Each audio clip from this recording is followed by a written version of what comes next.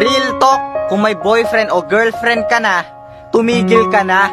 Hindi yung makikipaglandian ka pa sa iba. Ano to? Kayo na nga yung ipinagtagpo at tinadhana pero nakikipaglandian ka sa iba. Tangina, kaya ang daming takot magmahal. Yan ang sinasabi ko sa inyo. Ang dami kasing taong sa isa hindi makontento, na handang itapon ng lahat para lang sa labi ng iba ay makakagat. Tangina, pagpapalit mo yung ilang taon yung pagsasama para lang sa taong ngayon mo lang nakilala. Isipin mo naman, habang nagpapakasaya ka sa piling ng iba, dinudurog mo yung puso ng taong mahal na mahal ka. Ito lang ang masasabi ko para sa mga taong manluloko.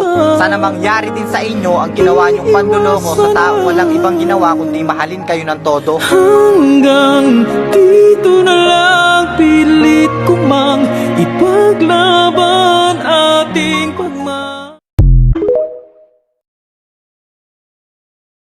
Real talk! May mga kaibigan talaga tayong pinakitaan o ginawan mo ng mabuti, tapos bandang huli, mamemeke. Yung tinuring mo silang kapatid, kapamilya, tunay na kaibigan pero hindi ka nila kaibigan. Nandyan ka kahit wala kang kailangan, tapos sila nandyan kapag merong kailangan. Ang sakit lang kasing isipin na naging tunay ka sa kanila, tapos ayun sila, sinisiraan ka sa iba.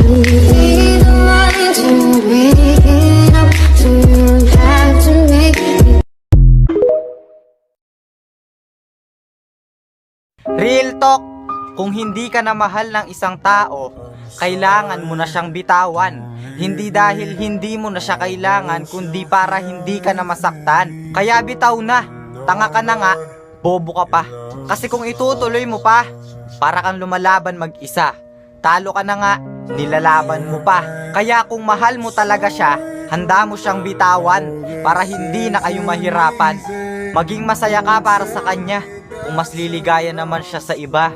Ganun talaga, may mga taong mananatili sa puso natin, pero hindi sa buhay natin. I'm sorry, don't leave me. I want